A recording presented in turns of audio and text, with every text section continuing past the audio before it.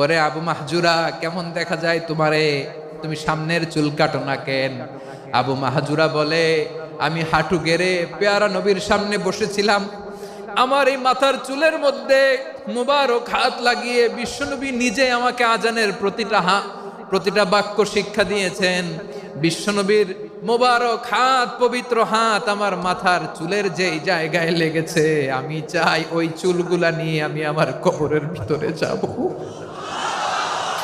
সাইয়েদনা আবু মাহজুরা রাদিয়াল্লাহু তাআলা আনহু ইন্তেকালের আগের পর্যন্ত মাথার সামনের চুলগুলা কাটে নাই। আজারি সাহেবের আগমন আদ্দিন ফাউন্ডেশনের পক্ষ থেকে